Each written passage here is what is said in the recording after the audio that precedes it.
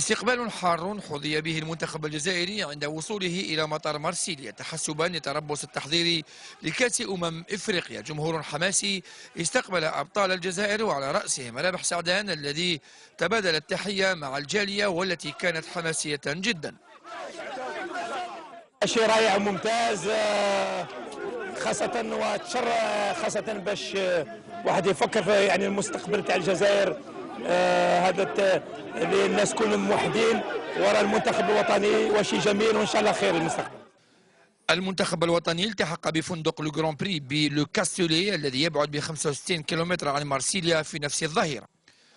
بداية التدريبات كانت في اليوم الأول ليكون الاستئناف في اليوم الثاني بحضور أغلبية اللاعبين الذين وصلوا تباعا إلى غاية ساعة متأخرة من الليل. أجواء كبيرة صنعها اللاعبون في ميدان التدريب المحاذي للفندق وأبدوا ارتياحا كبيرا لظروف العمل.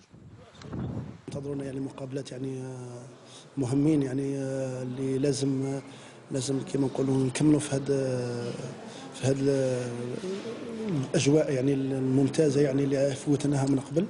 ونظن ماشي حاجه غريبه درك، يعني المنتخب الوطني راهو يعني عائله ورانا ولفنا بهذه الاجواء، ونظن يعني حاجه ما تغيرت. نظن يعني رايحين نكملوا المسار تاعنا، يعني هذا اللي قدامنا في انغولا ان شاء الله.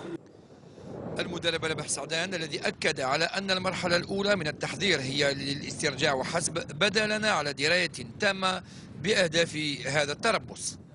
فترة طويلة مرت، يعني تقريبا 6 أشهر في منافسات وتحضير الفترة الأولى تاع الموسم. درك على طول احنا نسترجعوا شوية الجسم تاع اللاعب باش يكون متحضر للمرحلة الثانية. ثالثا تقييم طبي.